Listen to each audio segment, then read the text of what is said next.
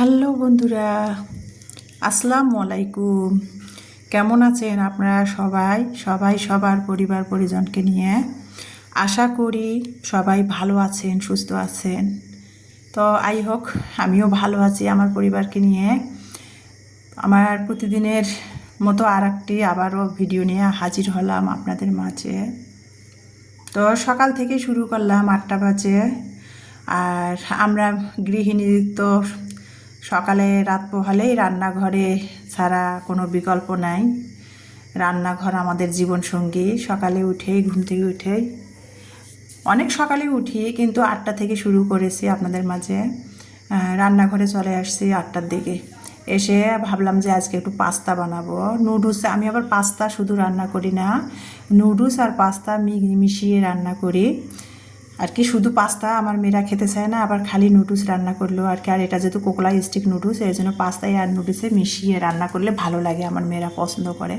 তো পাস্তা পরিমাণ মতো আর নুডলস দিয়ে আমি পানিতে মানে 1 চা চামচ সয়াবিন তেল দিয়ে পানিটা বলক এনে পাস্তাটা সিদ্ধ করে নিয়েছি, সাথে নুডলসটা দিয়ে সিদ্ধ করে পানি ঝরাই নিলাম। নিয়ে এখন এখানে আজকে এগ পাস্তা বানাবো না, সবসময় এগ পাস্তা বানাই। তো আজকে ওই যে কোরবানির মাংস ফ্রিজে অনেকগুলো হালকা মশলা দিয়ে রান্না করে রেখে দিয়েছিলাম, যে মেয়েরা যখন যেটা খেতে চাবে তখন আর কি সিদ্ধ করা থাকলে ঝামেলা হবে না। তো সেটাই আর কি বের করে ফ্রিজ থেকে নিয়ে ছোট ছোট করে কেটে নিলাম। রান্না করা মাংস কেটে নিয়ে নুডলস দিয়ে রান্না করলাম। তো রসুন কুচি, পেঁয়াজ কুচি, কাঁচামরিচ কুচি, আদা একটু, যেহেতু মাংস দিয়ে মানে গরুর মাংস দিয়ে পাস্তা নুডলস রান্না করবো, আদা বাটা সামান্য একটুখানি দিয়েছি, সয়া সস দিয়েছি, আর টমেটো কিন্তু ফ্রোজেন করা টমেটো কুচি করে দিয়েছি। আমার মেয়েরা নাকি টমেটো কেচাপ খাবে না নুডলসের মধ্যে, তো টমেটো কুচাই দিয়েছিলাম। দিয়ে তারপরে ভালো করে মশলাটা কষিয়ে তারপরে কিন্তু আমি একটু গরম মশলা 1 চিমটির মতো গরম মশলা গুঁড়াও দিয়েছি, যেহেতু মাংস আছে এর জন্য। দিয়ে ভালো করে মশলাটা নেড়ে চেড়ে তারপরে মাংসটা দিলাম, মাংসটা কষা হলো, তারপরে পাস্তাটা দিয়ে নেড়ে চেড়ে নামিয়ে সকালে একটু দুধ চা বানিয়ে পাস্তা, কোরবানির মাংস দিয়ে পাস্তা নুডলস সকালে নাস্তা খেয়ে নিলাম। আর প্রতিদিনই তো আমি এসবগুলোর ভুসি এসবগুলোর পানি খাই। আর ইমানি হঠাৎ করে ও অনেক সকালে উঠছে, নামাজ পড়ে ও পড়তে বসছে। আমি আবার একটু শুয়ে থাকি, ও নামাজ পড়ে পড়তে বসে, ফজরের নামাজ পড়ে। তো এখন বলতেছে মানে পাস্তা রান্না করলাম খাওয়ার জন্য ডাকতেছে, ওর নাকি পেটে ব্যথা করতেছে। আর এই যে পেস্টটা, এটা ইউএসের পেস্ট, ফরিভার ব্রাইট টুথ জেল। এই টুথপেস্টটা 1050 টাকা, আগে দাম কম ছিল। এই টুথপেস্টটা কিন্তু আমি 2 বছর ধরে ব্যবহার করতেছি।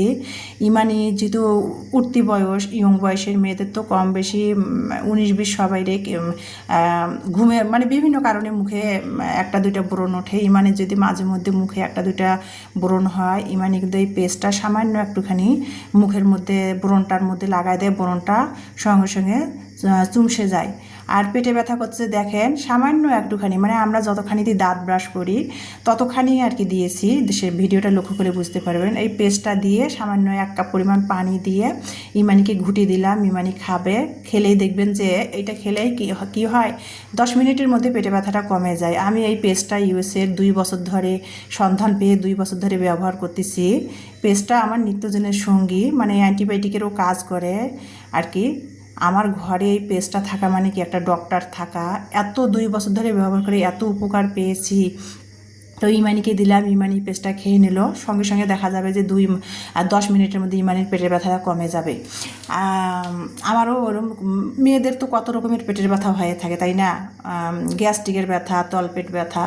তো পেস্টটা আমরা আর কি সামান্য একটু যতখানি দাঁত ব্রাশ করতে লাগে ততখানি দিয়ে 1 কাপ পরিমাণ পানি দিয়ে ঘুটে খাই, অনেক উপকার পাই আর কি। আর পেস্টটা না এত উপকার, পেস্টটা দিয়ে ফেস ওয়াশের কাজও করে এই ফরিভার ব্রাইট টুথ জেলটা আর কি। আমি 2 বছর ধরে ব্যবহার করতেছি, তো আমি বুঝি। আমার মেয়ের 2 বার পরে যে ইলমা 2 বার পরে যে হাঁটু ছুলে গিয়েছিল, সঙ্গে সঙ্গে ওর হাঁটুতে দিয়েছি, মানে 2-3 ঘন্টা পর ওর হাঁটুর ব্যথাও কমে গেছে, যে ছুলে গেছিলো চামড়াটা সেটাও ক্ষতটা আমার পুরনো হয়ে গেছে, এত উপকার। ইলমার বাবা কি করছে, মানে দিনাজপুর কান্তজির ব্রিজ আছে না, কান্তজির ব্রিজের মধ্যে মোটরসাইকেল চালায় যাচ্ছিল। তো এক অটোকে বাঁচাতে যেয়ে অটোওয়ালা আর কি ঠিকমতো চালাচ্ছিল না। সেই অটোওয়ালাকে বাঁচাতে যেয়ে ইলমার বাবা নিজে মোটরসাইকেল উল্টে পড়ে গেছিলো।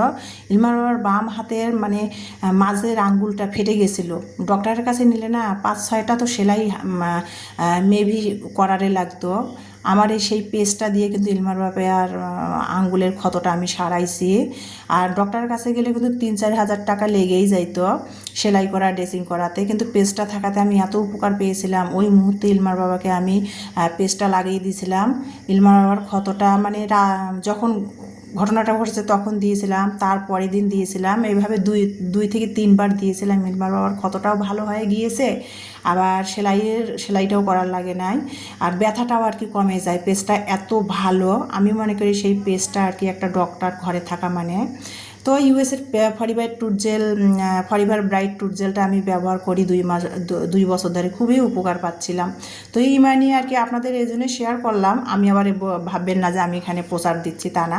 মানে ইমানের পেটে ব্যথা করতেছে, নাস্তা খাবো, তো আমার ডেলি লাইফ ভিডিও আমার ভালো লাগাগুলো তো আমার আপু ভাইদের সাথে শেয়ার করি। তো পেটে ব্যথায় চিল্লাচ্ছিল, তো আমি বললাম যে সকালে ফজরে উঠেই পড়তে বসছো, একটা বিস্কিট খেয়ে তো পানি খেয়ে পড়তে পারতা বা কলা খাইতা, মেয়ে কিছু খাই নাই। তো পেটে ব্যথা করতেছিল, আর মেয়েদের তো নানান কারণে পেটে ব্যথা করে, তাই না? সেটা ডিটেল না বলি। তো পেটে ব্যথা করতেছিল, সেই জন্য আর কি আমি পেস্টটা গুলে খাওয়াই দিলাম। 10 মিনিট পর ইমানি এসে আমাদের সাথে পাস্তা নুডলসটা খেলো, চা বানিয়ে নিলাম, সেটা খেলাম। খেয়ে যে ওই যে সকালে নুডলস খেয়েছি, প্লেট বাটিগুলো জমেছিল সেগুলো ধুয়ে নিলাম। আর আমার না ডিশ র্যাক নাই আর কি, ডিশ র্যাক নাই, এই জন্য আমি পরিষ্কার একটা মোটা টাওয়েলের মধ্যে প্লেট বাটি রেখে দেই, পানি একটু ঝরে গেলে তারপরে আর কি মিক্সিপের মধ্যে রেখে দেই। ডিশ র্যাক একটা কিনবো করে আর কেনাই হয় না, আমরই এমন দাম না, তারপর কিন্তু কেনা হয় না। তো যাই হোক, প্লেট বাটিগুলো সকালে নাস্তা খাইছিলাম, সেগুলো ধুয়ে সিংটা পরিষ্কার করে নিচ্ছি। আর আমি প্লেট বাটি ধোয়ার পরে সাথে সাথে সিং আর কি পরিষ্কার করে শুকনা তেনা দিয়ে মুছে নেই, তাহলে শুকনা থাকে, ভালো লাগে আমার কাছে। তো প্লেট বাটিগুলো ধুয়ে নিলাম, সিমটা পরিষ্কার করে নিলাম রান্নাঘরে। তারপরে এখন ফ্রিজ খুললাম, কি রান্না করব। তো মেয়েদের জিজ্ঞাসা করতেছিলাম, আমার মনে হয় সব আপুদেরই এই অবস্থা, মানে দুপুরে রান্না করতে গেলে 1 ঘন্টা বসে ভাবে কি রান্না করব। তো আমারও সেই অবস্থা। আমি মনে করি আমার যেটা হয়, গৃহিণী সব আপুদেরই মনে হয় একই অবস্থা। তো মেয়েদের জিজ্ঞাসা করছি না, আমরা যেহেতু বাসায় 3 মেয়ে, মেয়েদের 2 মেয়েকে জিজ্ঞাসা করছি, মেয়েরা কিছুই বলতেছে না। তো ভাবলাম যে পেঁপে আছে, মানে রবিবারে তো রেলবাজার হাট থেকে পেঁপে কিনেছিলাম, পেঁপে আছে। আর ফ্রিজে না গরমের তরকারি 2-3 দিনের বেশি থাকলে না চোরমোটা লাগে, মানে শুকে যায়। যত ফ্রিজে প্রসেসিং করে রাখেন না কেন, তারপরে একটু চোরমোটা লাগে, শুকে যায় আর কি। তো ভাবলাম যে পেঁপে নিয়ে আসা হয়েছে, মাছ ফ্রিজে সেরকম নাই, পেঁপে দিয়ে ব্রয়লার চিকেন রান্না করি। তো সেই কথা ফ্রিজ থেকে চিকেনটা বের করে ভিজাই দিলাম, দিয়ে তারপরে মশলার বক্সটার সাথে বের করলাম, করে এখন ভাবলাম যে তাহলে পেঁপে কেটে নেই। তো ব্রয়লার চিকেনটা আমি পানির মধ্যে ভিজাই দিলাম, আর ফ্রিজের মধ্যে বাড়িওয়ালা ভাইদের ফ্রিজে, আমার ফ্রিজে জায়গা নেই, বাড়িওয়ালা ভাইদের ফ্রিজে আর কি আমি গরুর লিকুইড দুধ রেখে দিয়েছিলাম। ওই যে গ্রাম থেকে বাড়িওয়ালা ভাইদের সিকিউরিটি দেওয়া যায় একবারে 5 কেজি করে, তো ভাইদের ফ্রিজে রেখে দিয়েছি। ভাইদের তো 3টা ফ্রিজ, সেই জন্য ভাইদের ফ্রিজে রেখে দিয়েছিলাম। মিলমাকে দিয়ে সেই দুধের বোতল নিয়ে আসলাম, বিকালের জন্য মেয়েদের গরম করব।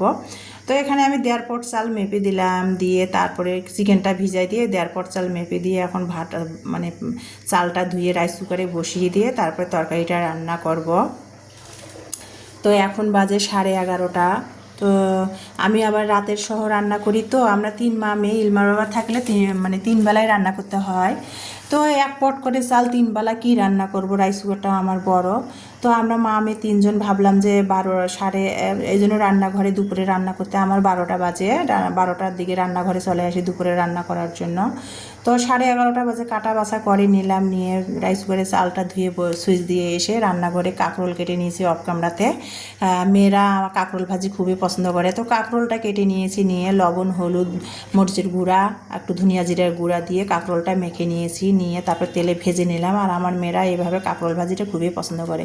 এখন মুরগির মাংস ওই কড়াইতে রান্না করব। পেঁয়াজ কুচাই দিলাম, গরম মশলা, আস্ত গরম মশলা দিয়েছি। আবার আমার হাতে তৈরি করা 13টি উপাদান দিয়ে যে গরম মশলা তৈরি করেছি সেটা দিলাম, দিয়ে মশলাটা আদা বাটা রসুন বাটা দিয়ে মশলাটা কষিয়ে নিলাম।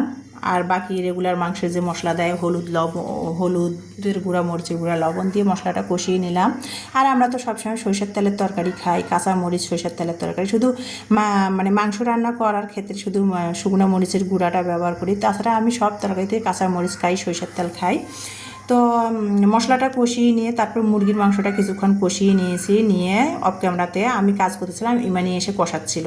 তো অফ ক্যামেরাতে কষায় নিয়েছে। তারপরে কিন্তু কষা হয়ে গেছে, 5-6 মিনিট কষায় মুরগির মাংসটা ভালো করে ভেজে নিয়ে তারপরে ঠুমা করে পেঁপে কেটে দিয়েছি। পেঁপে আবার মুরগির মাংসে পেঁপে ভালো করে কষিয়ে নিলাম, নিয়ে তারপরে ম্যাজিক চুলাতে মানে মাংসটার মধ্যে গরম পানি দিয়ে দেবো। কাঁচা পানি দিলে হবে কি, নর্মাল পানি দিলে হবে কি, তরকারিটা আবার ঠান্ডা হয়ে যাবে, আবার রান্না করতে অনেকটা সময় লাগবে। সেই ম্যাজিক চুলাতে পানিটা গরম করে নিলাম, গরম পানিটা এখন তরকারির উপর দিয়ে দিব। তরকারিটা আমার কষানো হয়ে গেছে।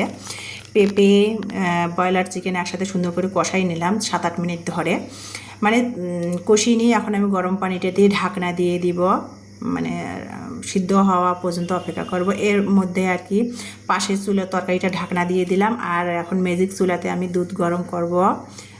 দুধেরও আর কি গরুর দুধের বরফটা ছেড়ে গেছে, দুধটা আমি দিয়ে দিলাম। দিয়ে এখন ম্যাজিক চুলাটা অন করে অপর সাইডে আমি গ্যাসের চুলা মানে ব্রয়লার চিকেনটা পেঁপে দিয়ে রান্না বসাই দিয়েছি হচ্ছে। আর এখানে আমি ম্যাজিক চুলাতে অনাবত্ত দুধটা নেড়ে ছেড়ে নামিয়ে নিব। যেহেতু এটা স্টিলের পাতিলে দুধ গরম করা হয়, ম্যাজিক চুলাতে না নাড়লে না পাতিলে তলা লেগে আসবে, এই জন্য অনাবত্ত বলক না আসা পর্যন্ত নেড়ে ছেড়ে নিচ্ছিলাম লিকুইড দুধটা। আর এদিকে এর ফাঁকে আর কি ব্রয়লার চিকেনটা পেঁপে দিয়ে হয়ে গেছে। এখন একটু ভাজা জিরার গুঁড়া দিলাম। তো আমি দিলাম, আমার দেওয়া বাদ দিয়ে মানে ইলমা আবার দিচ্ছে, তা ভাবলাম আর দিও না। তো বলছে আমি জিরা ভাজার গুঁড়া বেশি করে দিলে খেতে ভালো লাগে। তা আমি আবার ওকে বললাম যে সব কিছুটা একটা লিমিট আছে, অতিরিক্ত মশলা দিলে কি তরকারি ভালো হয়। তো যাই হোক হয়ে গেল ব্রয়লার চিকেন, পেঁপে দিয়ে ব্রয়লার চিকেনের ঝোল, পাতলা ঝোল একটু করেছি। পেঁপের সবজিটাও খাওয়া হবে, ব্রয়লার চিকেনটাও খাওয়া হবে। আর যে মানে আমাদের দিনাজপুরে না 2 দিন ধরে একটু ঝিরঝির করে বাতাস আর বৃষ্টি হচ্ছে যদিও, কিন্তু গরম তো যাচ্ছে না, মানে এত ভ্যাপসা গরম তো যাচ্ছে না। সেই জন্য ভাবলাম যে পাতলা ঝোল করি পেঁপে দিয়ে ব্রয়লার চিকেনের, আর কাঁকরোল ভাজি করেছি। তো সেটা দিয়ে দুপুরের খাবারটা খাচ্ছি। আর আমার প্রিয় আপু ভাইয়া, আমার দর্শক বন্ধুদের মাঝে শেয়ার করতেছি আমার ভালো লাগাটা। এখন বাজে দুপুর 2:30। তো 2:30 বাজে দুপুরের খাবারটা খাচ্ছি। আমার 2 মেয়ে ভাতের প্লেট নিয়ে, ইলমার বাবা যেহেতু নেয় মানে খাবার আমি গামলার মধ্যে বেড়ে নেই না, বাটির মধ্যে পাতিল থেকে নিয়েই খাই। আমি রান্নাঘরে বসেই খাচ্ছিলাম। আর আমার 2 মেয়ে আর কি টিভির রুমে চলে গেছে, টিভি ছেড়ে বসে বসে খাচ্ছিল। তো আমি আমার ভালো লাগাটা ক্যামেরা বন্দি করে নিচ্ছিলাম, সেজন্য রান্নাঘরে বসেই খাচ্ছিলাম আর আমার প্রিয় আপু ভাইদের সাথে শেয়ার করতেছিলাম। তো বন্ধুরা, আপনাদের একটা কথাই বলি, এভাবে কিন্তু পেঁপে দিয়ে ব্রয়লার চিকেন বলেন, মানে গরুর মাংস বলেন, খুবই মজা লাগে। আর আপনাদের একটা কথাই বলি, আগামীকাল আমি হয়তো ভিডিও আপনাদের সাথে শেয়ার নাও করতে পারি আমার ডেলি লাইফের। আল্লাহ শরীর স্বাস্থ্য সুস্থ রাখলে আপনাদের দোয়ায় আমি আগামীকালকে বগুড়া যাব একটা বিশেষ কাজে। কিছুদিন আগেও তো আপনাদের একটা ভিডিওতে শেয়ার করেছি শর্টসে, বগুড়া যাওয়ার পথের ভিডিও। তো আবার একটা এমার্জেন্সি কাজে বগুড়া যাব। ইলমার বাবা যেহেতু নেই, আমাকে একাই সেই কাজটার সমস্যার সমাধান করতে হবে। আর কাজটা হয়ে গেলে আমার প্রিয় আপু ভাইদের সাথে অবশ্যই আমি শেয়ার করব। আগামীকালকে যদি আমার ভিডিও ডেলি লাইফের ভিডিও শেয়ার নাও দিতে পারি আপনাদের, তবুও আপনারা আমার পাশে থাকবেন। তারপরে নেক্সটের ভিডিও শেয়ার করব। তো আর পারলে তো ভিডিও শর্টস হলেও আগামীকালকে একটু শেয়ার করব, যদি শরীর স্বাস্থ্য ভালো রাখে, ভালোই কাজ শেষ করে যদি ফিরে আসতে পারি দিনাজপুরে। তো সকালে আমি 6টার দিকেই চলে যাব, টিকিট কাটা অলরেডি হয়ে গেছে, বিআরটিসি গাড়ির টিকিট কেটেছি। তো এই যে তারপরে দুপুরের খাবার খেয়ে এখন আমি চলে আসলাম দিনাজপুর মধ্য বালুবাড়ি শাহী মসজিদের সামনে। এখানে আর কি মানে ফটোকপির দোকানে আসলাম, আমার পাসপোর্ট সাইজের ছবি লাগবে। ওই যে বললাম আগামীকালকে বগুড়া যাবো, এমার্জেন্সি একটা